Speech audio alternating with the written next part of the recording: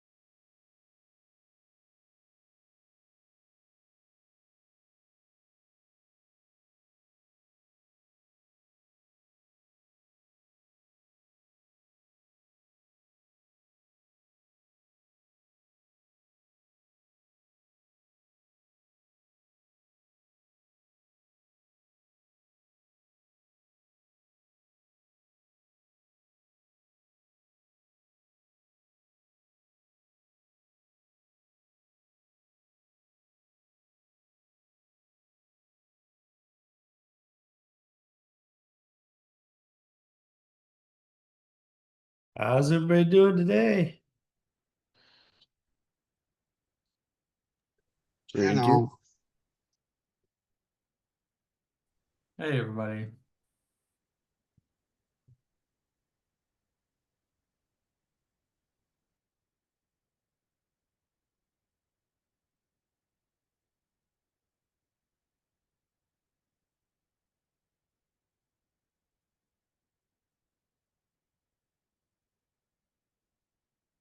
Morning. Hey Diane, it looks like we have matching hats. Oh, you're muted. Let's see how many H-bar hats show up today. Of course. Yeah, I used to have an Like, H-bar hat, but I wore it so much it's a goner. The new one. Come on, Brendan, do it. So, I know you're taking you're preparing I'm it. at a coffee shop. No, I'm at a coffee shop, guys. I'm so disappointed in myself. Crystal from Hashgraph sent me one. I was opening it last week and I was wearing it, and I literally did not bring it with me to the coffee shop. So good morning. I'm going to shamefully turn off my camera. Yeah. so close to As four. you should. Okay. I think I'm supposed to fill in for Hendrik today, and I'm looking for the meeting minutes. Oh, here, I threw the ones for last weekend there, but I think that they're in there. Richard, let me send you a link so you got it. I can put them in there. Thanks. No problem. Hey, I'll throw it in the chat here. There it is. Okay, somehow I got wrangled into this, but you guys would be so much better at this than I am. We have actually some more hips than that didn't get added in. Let me know. Mark sent a message. Yeah, I could put that on Zoom if you like. Okay, you can just stick them in the slot in the Zoom chat, and Yeah, then yeah. we- Real quick, sorry, I didn't complete internal review on the increased transaction size for governance accounts. Do you okay. think I should wait, or do you want to go forward? I can at least give the description of what it is. Oh yeah, yeah, we could do that. Okay. It is pretty simple. Yeah, yeah. Okay. Perfect. Perfect. Okay. I'll get that list. Yep. All right. So we'll start. Okay, hold on a second. I'll be friendly.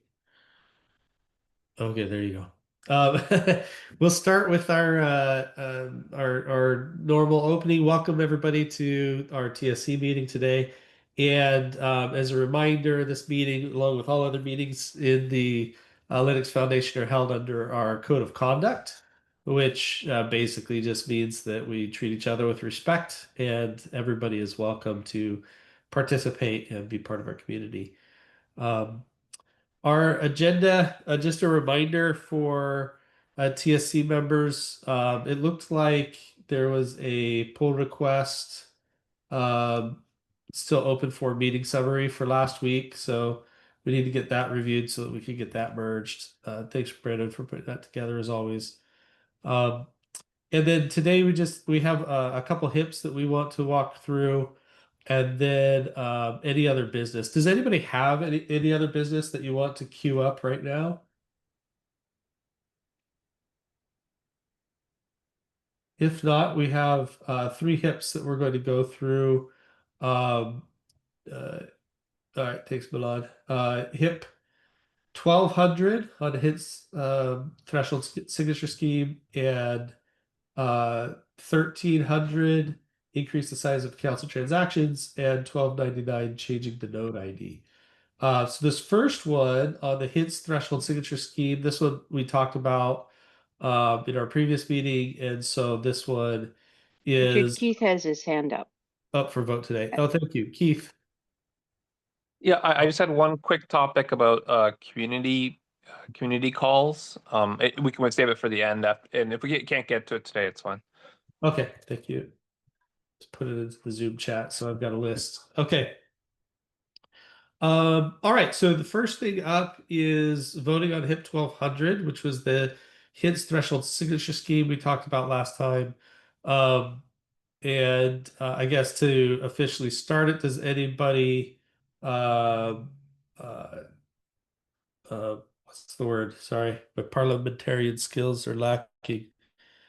Uh, you know, suggest that we should do the vote and somebody seconds it. Propose? What is it? Make a Whatever. motion and second it. Thank you. Yeah, does anybody want to make a motion? Do we have enough people to vote with Good Hendrik question. What's and what is our status? I know Lehman's not here also. Well, I see Georgie Stoyan, Brandon Michael, myself, and Milan. Milan. Oh, and Alex is here too, so we should be good.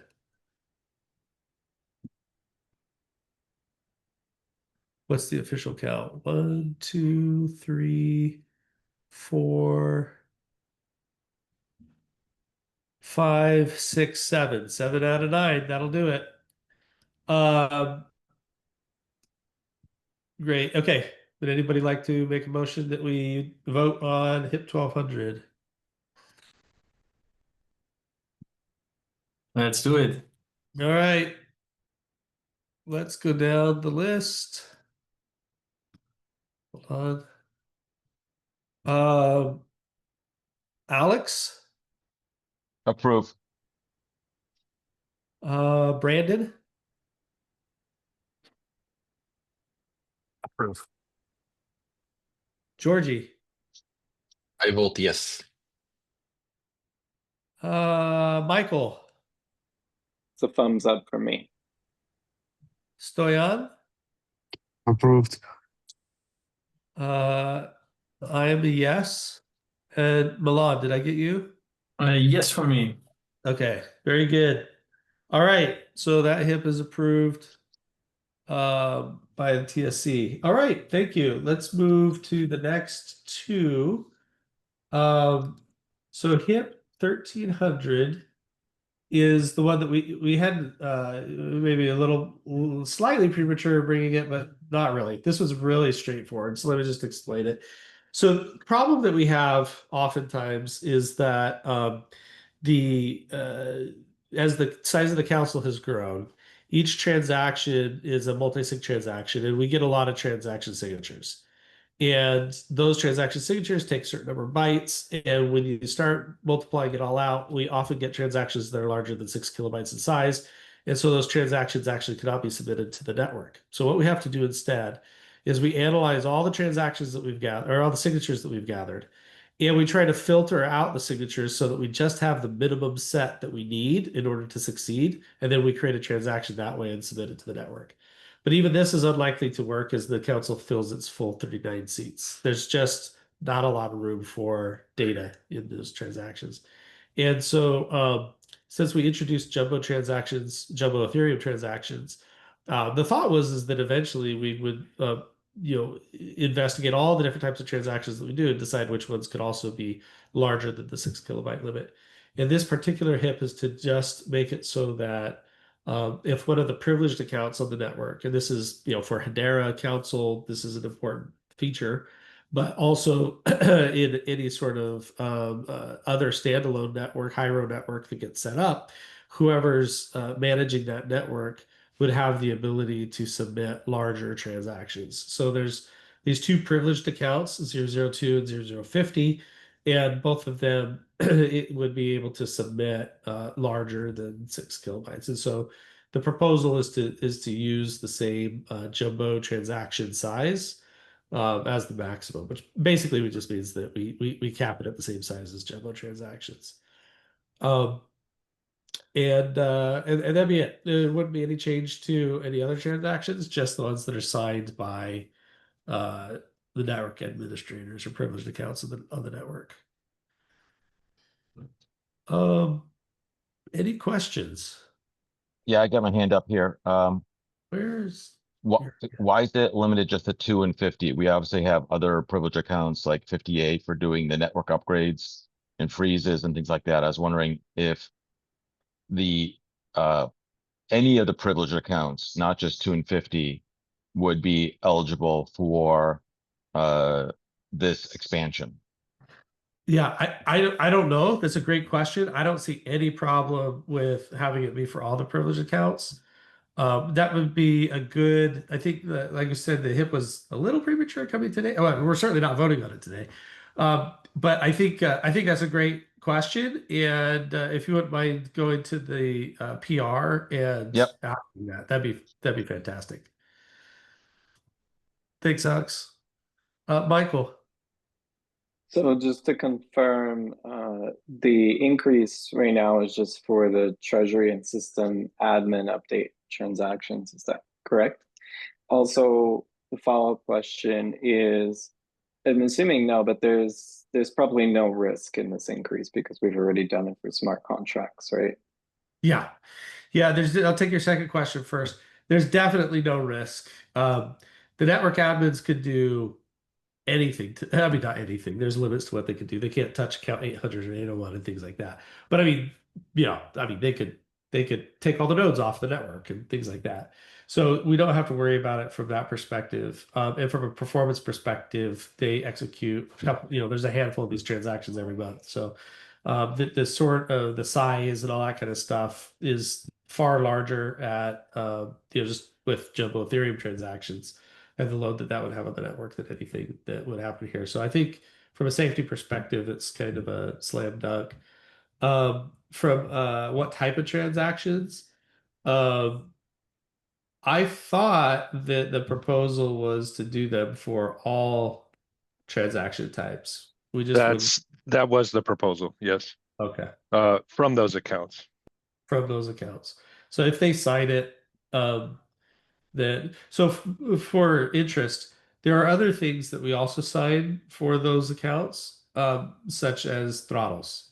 They're not limited by throttles. And that's actually important because they need to be able to submit network changing configuration, even if the network was being throttled. So, having having the ability to bypass throttles is actually really essential for them. Um, so this is just another one of those sort of carve outs for those accounts.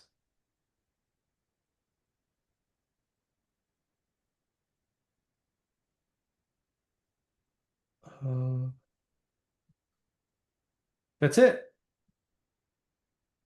No other questions. We can move on to the next tip, and encourage you to go, between now and when we vote on this one, to go visit. Just one, I guess one question I have around that is, are there, again, off the top of my head, I should know this, but I don't.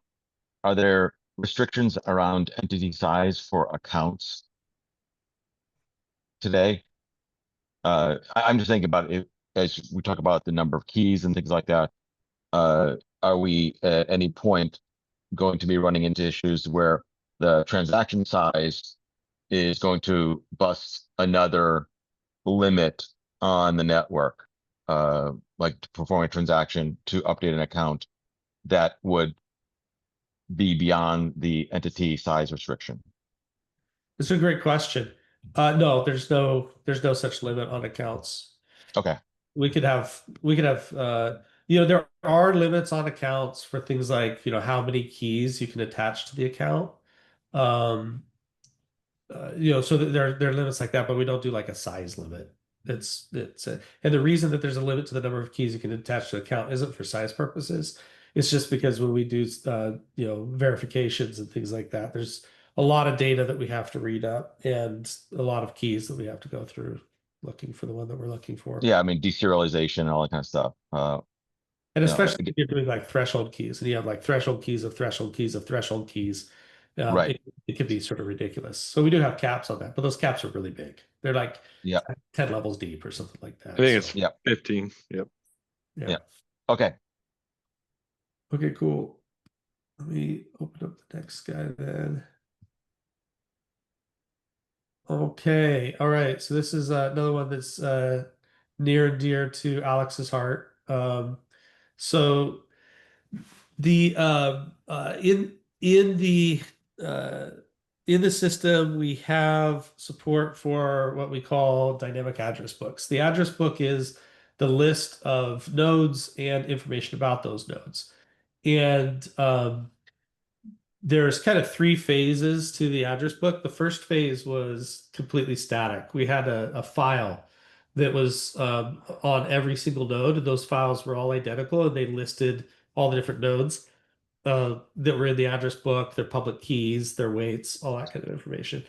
Then we changed that to use an on-chain data structure and Hedera API or Hiero API that you could use in order to change which nodes are in and out, and actually have it all saved in state. And currently, we make changes to that address book, and then once a month, when we do our upgrades, basically at upgrade, the new address book is adopted and used by all the different nodes. And then the next phase that we will go into, what we call dynamic address book phase 3, is where we will do it on a nightly basis. Whenever we are doing staking reward calculations, all that stuff, which we do first transaction after midnight UTC time, we would also then adopt the latest address book. So this is why we call it the dynamic address book, and it'll allow nodes to arrive or leave or change their stake weights and all that kind of stuff on a daily basis. So anyway, inside the dynamic address book, there's a data structure that lists all these details about the node. And one of those details is the account ID associated with the node. Now, the node account ID is a really important part of the story. Basically, if you were a node operator, you could have your own account listed with the node, or you could have somebody else's somebody else's account associated with the node. For example, if I were a node operator and I didn't want to get paid in crypto, but I wanted to be paid in euros, I could contract with somebody else.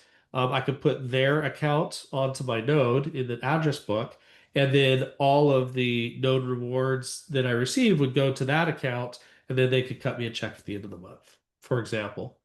Or maybe I'm the legal operator of the node, but there's somebody else who's actually physically operating the node and they're supposed to get the rewards. Whatever, there's whatever arrangement you have. Or maybe it's your node and you have 10 accounts and you want to change which account is getting the node rewards. However you do it, you want to be able to specify what account is getting the rewards. But that account doesn't just get the rewards. That account also pays for fines. So if you are a node operator and you're operating a node and your node is a bad node, maybe you've modified the software in some way and the network says, "Oh, you are doing something naughty, we're going to fine you." Or maybe it's just under normal there are fines that a node operator can receive, even if they are honest and operating normally, which is a little bit surprising the first time you hear from it. It's kind of a long story, but I'll give you the short version. Every time a user submits a transaction to the node performs due diligence on that transaction, make sure that it's a good transaction before it submits it to the network so that it goes to gossip and everybody does the hash graph algorithm, comes to consensus, reaches consensus on it, and then executes the transaction. All that work that the network has to do, we can't allow that work to happen for free. Somebody has to pay for that work because otherwise you could have a denial of service. So if a user submits their transaction to the node and then the node does the due diligence check and submits it to the network under normal circumstances, it means that the user who submitted the transaction will pay for that transaction, or the user who signed on the transaction as the payer will pay for that transaction, whether it succeeds, whether it fails, whether it's a duplicate, whether it's not a duplicate, whatever the scenario is, the payer will pay. But it is possible that there's two scenarios that are possible. One is that the node didn't perform due diligence checks. Some user submitted the transaction, and instead of checking to make sure that the payer signature is actually valid on that transaction, the node just said, "Hey, that's a little extra CPU. I don't want to do that. I'm just going to submit it to the network anyway." And if they were to do that, then the node will be fined. Basically, we'll come to consensus, we'll get the transaction, we'll check the signatures, and we'll say, "Hey, this thing isn't signed properly." Maybe that node was lying to us and sent us a transaction that wasn't proper. And so then the node will end up getting fined for that. The other thing that could happen is so that's a case where the node actually did do something wrong and gets fined. But there's also a small little corner case where the node didn't actually do anything wrong, but they'll still get fined because somebody has to pay for it, and the network can't tell the difference between this scenario and a malicious node scenario. What can happen is that the user can submit their transaction. We do the payer signature check on the node, and at that moment in time, the signature is valid. But maybe there was another transaction that got gossiped into the network. Maybe it didn't even come to this node. It came to some other node and it started getting gossiped around. Maybe this node's never even seen that transaction yet because it's all kind of asynchronous. And in that transaction, the keys on the account has changed. So at the moment that the node is looking at this user's transaction, the transaction is signed properly. When it submits it to the network and it comes to consensus, turns out it reaches consensus after the transaction that changed the signature, the keys on that account. And now when it reaches consensus, that transaction is no longer properly signed. The network can't tell that this happens because the user did something wrong versus what the node that submitted the transaction did something wrong. So somebody has to pay. And what we decided was, in this case, the node will pay. And so it's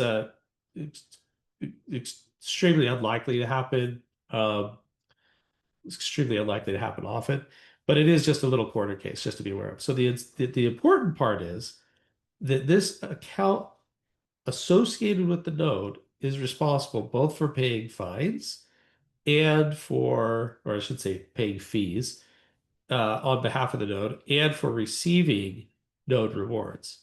And these could be two different entities. It could be one person who operates the node and another person who's operating the account. It could be two different entities.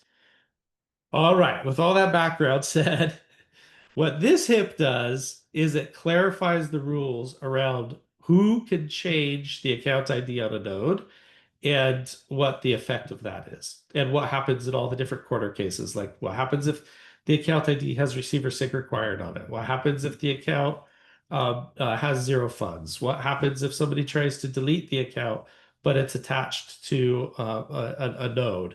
What happens if the node operator decides that they want to work with a different account, but they aren't the owners of the account that's currently on the node? Who has to sign the transaction so that they can change to a different account?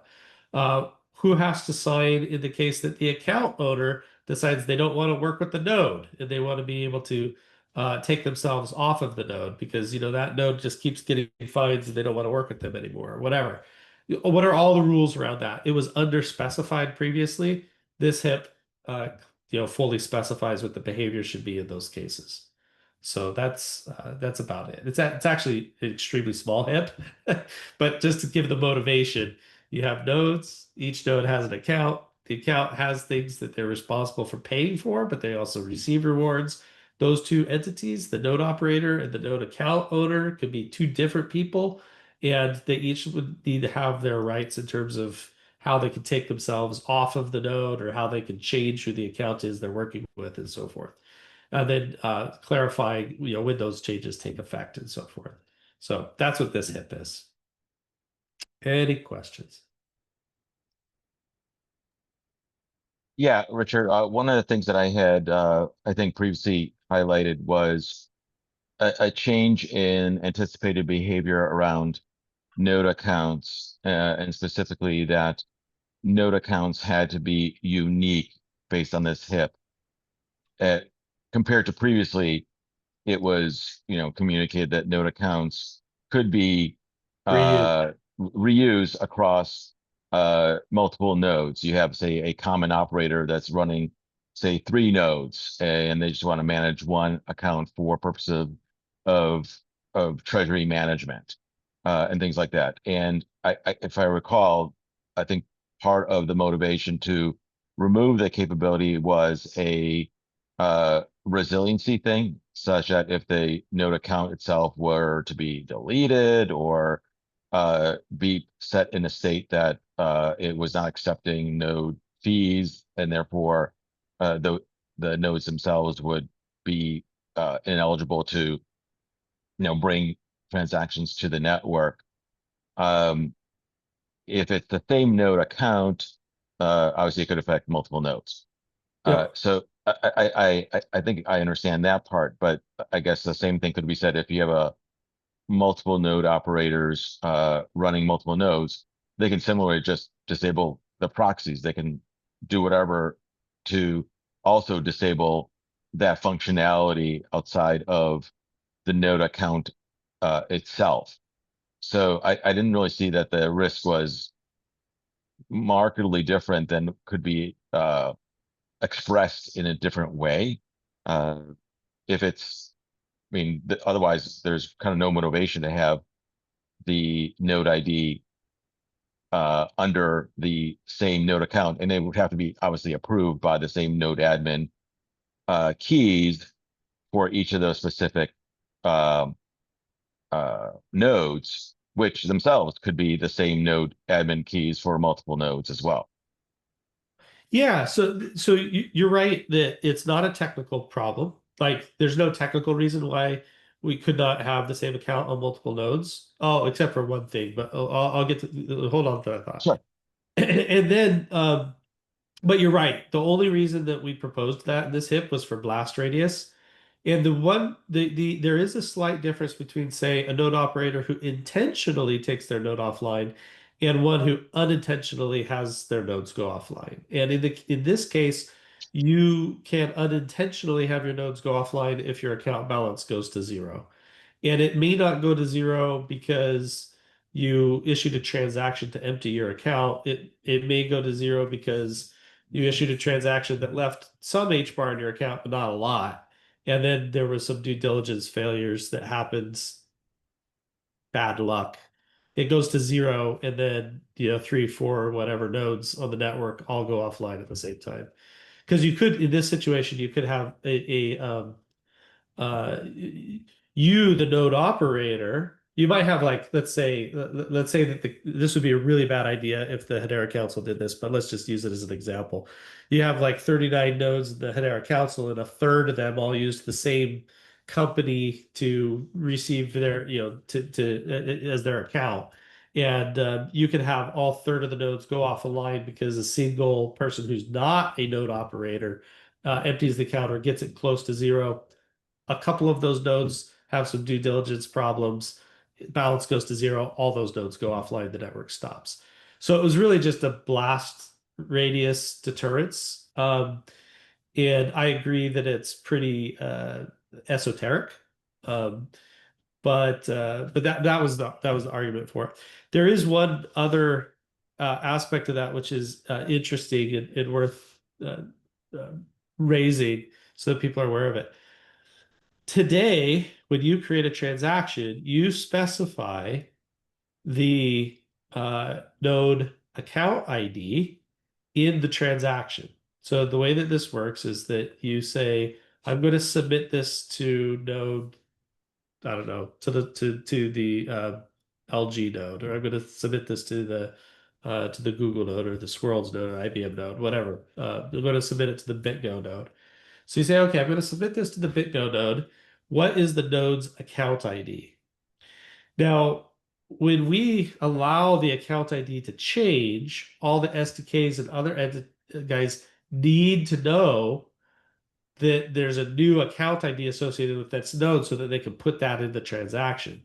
So there's a section down at the bottom that talks about SDKs. I think we should have a section that talks about SDKs. Where did it go? Might be in the backwards compatibility. Yeah, it's right here in the backwards compatibility section. So this is kind of a bummer. It means that when the account changes, sorry, when the node entry in the DAB changes its node account ID, that has some downstream impact on the people who are signing and submitting transactions. And it's also a little weird, but it's okay, I guess, to say that if you had multiple nodes with the same account ID and you sign a transaction, it's actually kind of a feature in a way. You would be able to sign the transaction once and submit it to multiple nodes because the multiple nodes have the same node account ID.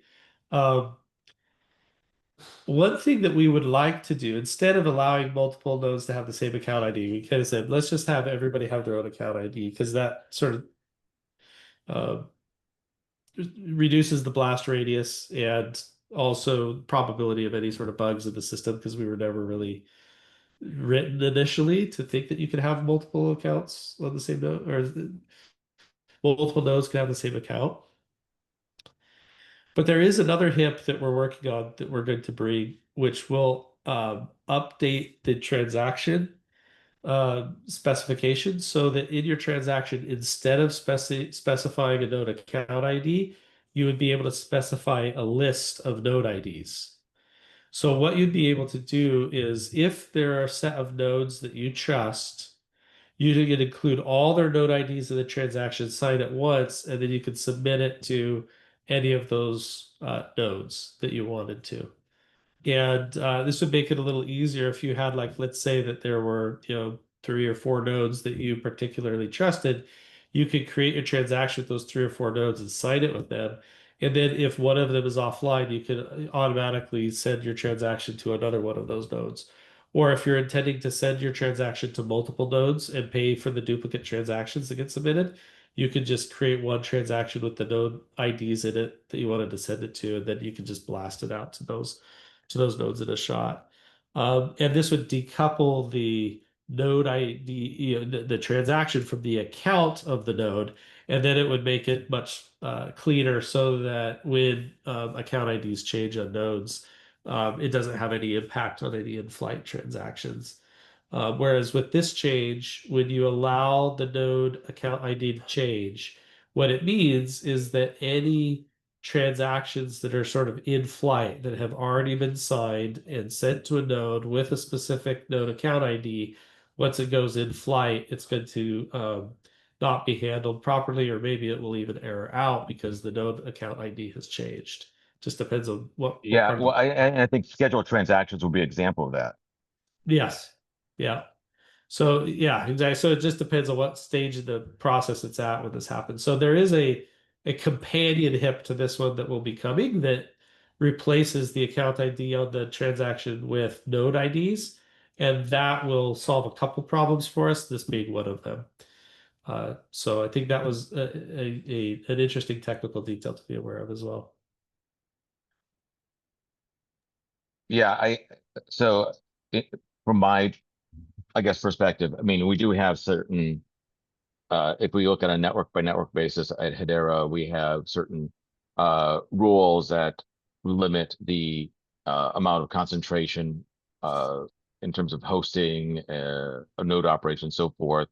Part of this is driven obviously from a decentralization, but also increasingly regulatory and legal aspects as these things are being codified in terms of what is decentralized and what level of control can be under can be held by one given entity on a given network.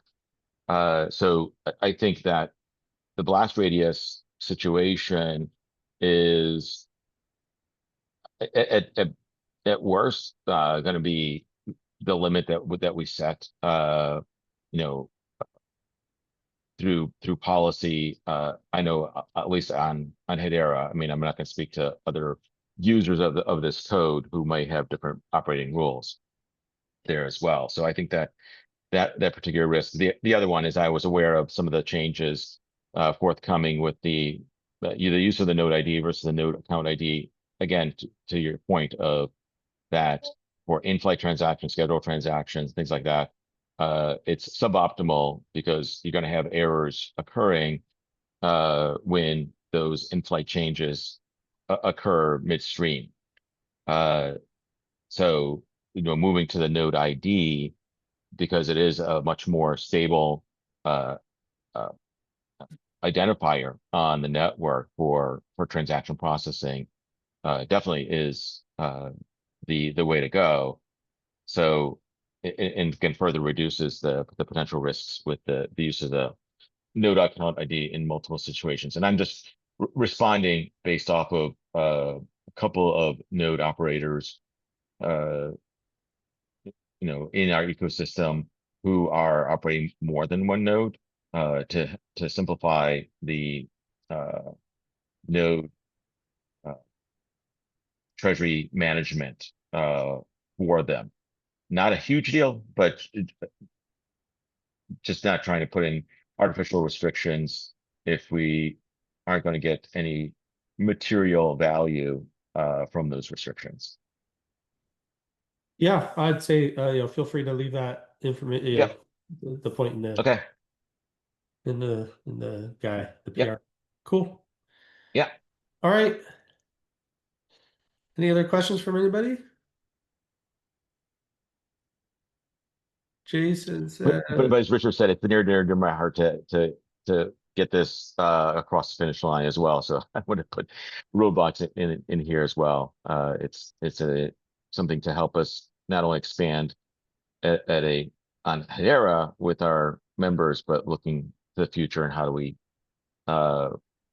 make the network more and more accessible down the road. so Jason asked a question in the chat with regards to the upcoming HIP. Is a node ID really necessary in the transaction in the first place?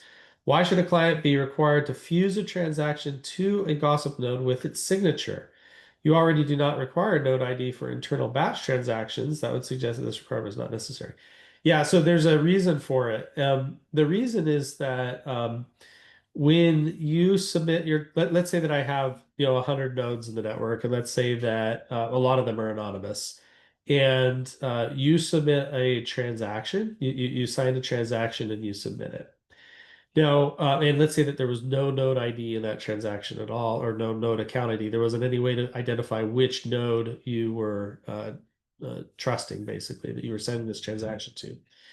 What could happen is that as soon as that transaction hit the honest node that you submitted it to, that honest node looks at it, says, yep, everything is good, puts it into the network for gossip. When it goes into the network for gossip, it sort of bounces around, and a bunch of anonymous nodes, maybe dishonest nodes, see that transaction. And they go, haha, look at this wonderful transaction. I will take that transaction and bundle it in one of my own events and send it as if the user had sent it to me. The user didn't send it to me, but I'll pretend that the user sent it to me and I will gossip it around. And the reason I will do that is because I want to get a reward for receiving the transaction from the user. Because every time, if you're a node, part of the node economics is that if you're a node and you receive a transaction, then you get a small portion of the fee goes to you for doing the work of ingesting that transaction, for maintaining your proxies and keeping your communication open and all that kind of stuff to accept transactions in the network. You get a small reward for that when somebody sends you a transaction. So if we didn't have a way to kind of fuse the transaction to the node that the user intended to pay for that transaction, then any node on the network would be able to just grab that transaction and resend it as if the user had sent it to them, and they'd be able to claim a little reward for that. And of course, dishonest nodes would do this a lot, and they'd be able to make money from it. It's also well, that's the main thing. It would have to happen at sort of at that point where you're still gossiping, because it also, of course, your transaction will end up in an event stream or record stream or block stream, and anybody in the world would be able to take that transaction and resubmit it, and it would basically sort of be like vandalism. You just get to make that one user pay, but that shouldn't generally be possible because we'll do deduplication checks as well and the time checks. So for the most part, I think the potential attack vector, if you didn't cite it, is that dishonest nodes would be able to force the user to pay for duplicate transactions. That was kind of the game. We could remove the incentive for that by saying, well, nodes won't get a reward for accepting transactions, but then you have sort of the tragedy of the commons where it's not in the interest of any of the node operators individually to accept transactions from the outside world.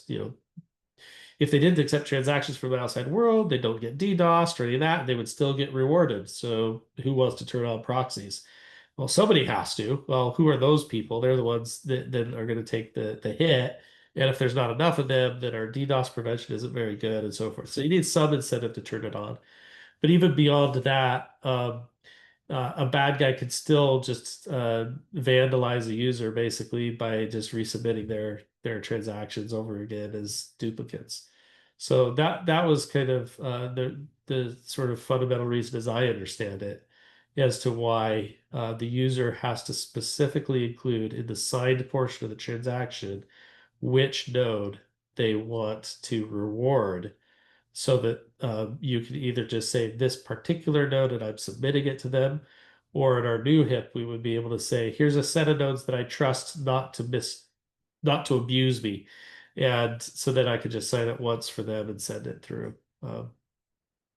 Yeah, Keith? I would just add that there's a scenario where maybe you only want to submit your transactions to one or more nodes for various reasons. Yeah, I mean, you could do that even if you didn't fuse it to that node, if all the other nodes were honest or didn't have a way to abuse you. But since other nodes do have a way to abuse you, you have to make sure that you have some way of being able to say, no, I give this to that node and only that node. And if my transaction shows up in the event of any other node, you could know for sure that that node is dishonest. And that was the reason for it.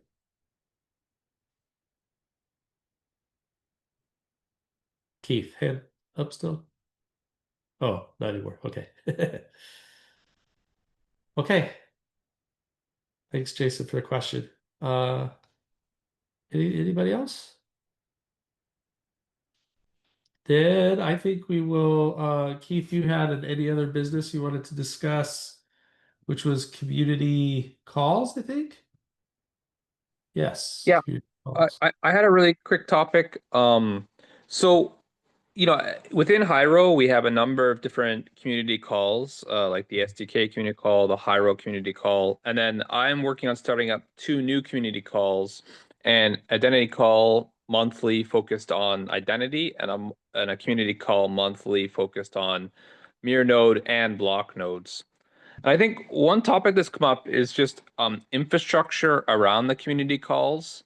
Now, the in that, what do I mean by that? I mean like a place where we can post like agendas, meeting minutes, things like that. Now, there is the LFDT calendar. And if you go to the LFD calendar, which I find is not that easy to find, but you can see all of the community calls. That's also where recordings are posted after the call completes. But I sometimes find that that's not a great way to access recordings, especially if you're trying to find a recording from a meeting like a couple months ago. It means you have to leaf through the calendar. So like I think what a lot of other Linux Foundation projects do is like they will have a dedicated repo for community calls where they can, like, you know, each community call will have a folder, and that folder will be like agendas, meeting recordings, stuff like that. A lot of other, you know, a lot of other things I participated in as well. They have mailing lists for community calls. I'm not going that far. I think we're going to try to use Discord for our community calls in terms of like active communication.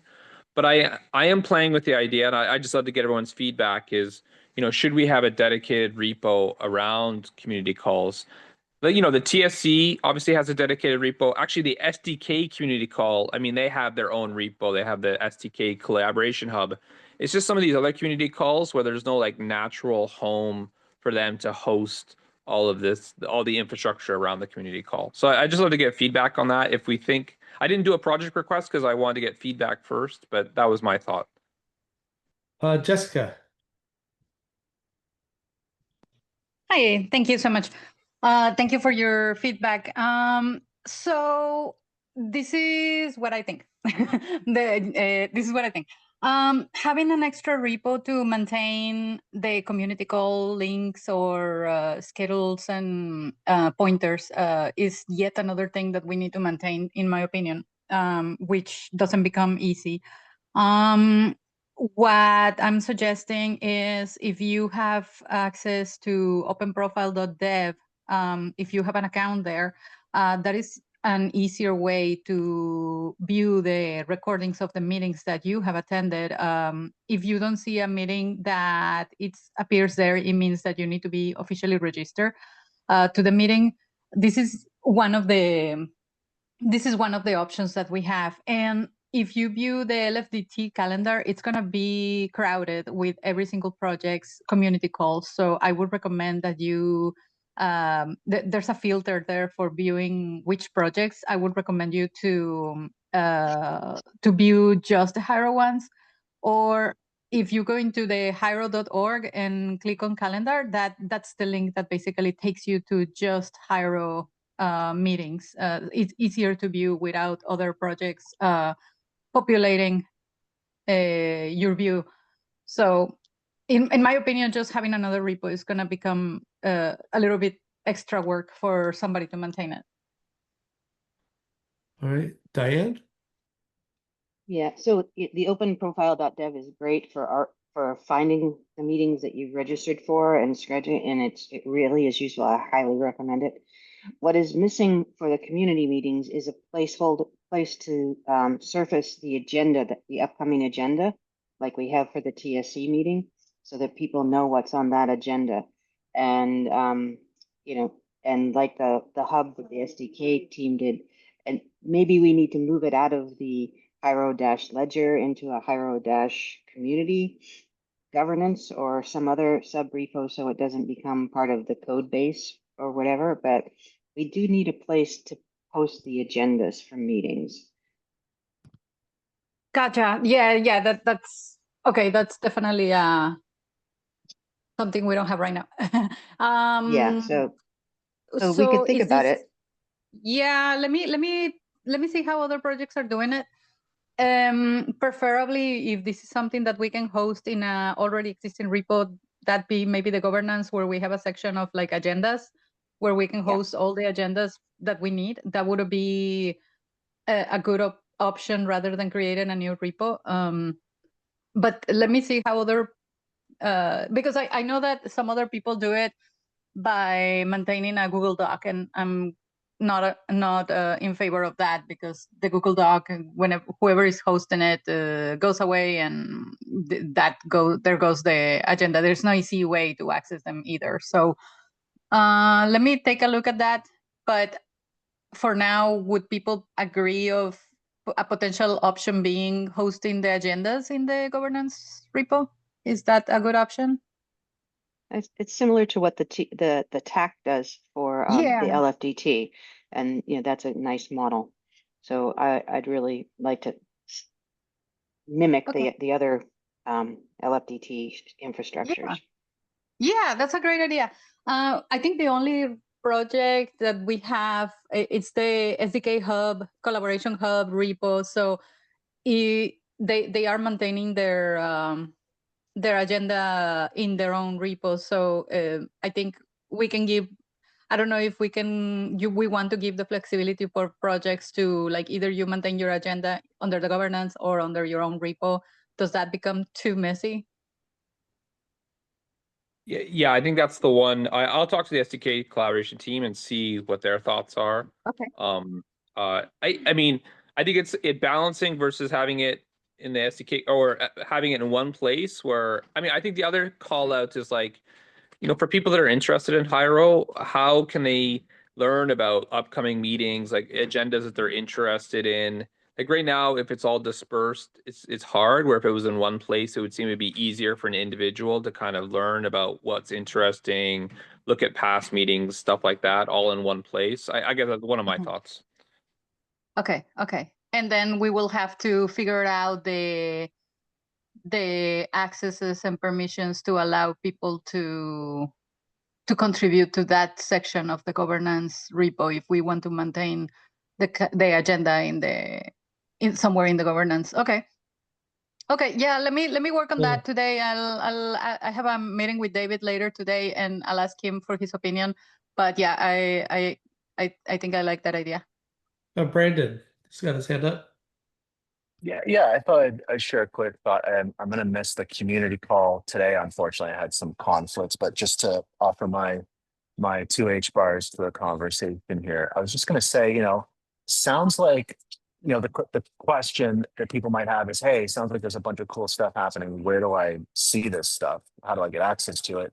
And then the answer seems pretty verbose, where it's like, oh, we've got, open profile and we got this. It's easy. But I think that what might be good is possibly like maybe a markdown document in one of the repositories that could just kind of be to have this info in there of like how to access your open profile, how easy it is, where to see this schedule, where to see that schedule, some of that context, and then possibly just forwarding, hiero.org/community calls or whatever to just a simple markdown document in a repo somewhere that we could just have an interim solution. And that way we could have transparency around who's contributing to that. And it would be easily accessible. And then from that point, wherever we decide to kind of host this, it would be easy to kind of move that. But I think that there's a lot of like, I'm Diane, the information you're sharing and Jessica, I think the setup here is pretty good. So I think it's just maybe making it easy to say like, oh, all the info you need, here's a quick link. I can memorize it, type it out, go here, and then all the info's there and you can plug in, and that way it's out of a Google Doc and all that kind of stuff. So just thought potentially about that, just increasing the visibility of that information for folks. And, that markdown document could really live in any repo, even temporarily, but possibly that might be useful even for myself. When people ask me like, oh, can I jump in here, jump in there? It's like, hey, quick link, here's a great resource. They're right into the GitHub, and that might be helpful, but just my thoughts here. No, yeah, that's a great observation. Thank you for bringing it up. We do have the landing page of Hiero Ledger, the GitHub organization. We have some information there where it says resources, the schedules, and there's a section there for LFX tooling. However, I think it probably needs to be elaborated a little bit more, so I'll work on that. But yeah, that whatever page you're talking about, it would be that one. So whatever information you want to see there, let me know and I can add it. I'll add the open profile information, which is not there, but that would be your page. That's awesome. Yeah, basically anything that you and Diane have shared here, is incredible. So if we can make it easy, like it's almost like step by step. It's like, how do I get access to this stuff? It's like, hey, go here, go there, boom, now you're plugged in. Okay. Yeah, for sure. Yeah. I'll work on that. I'll work on that, and I'll work on the new location for the agendas, which, yeah, definitely is something we don't have and that we actually need. Thank you. Good.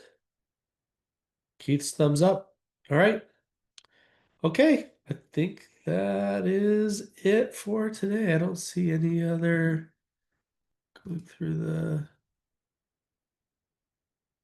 All right, looks good. All right, thanks everybody. See ya next week. Thank you. Bye bye. Thank Thank you. Bye. Thanks, bye.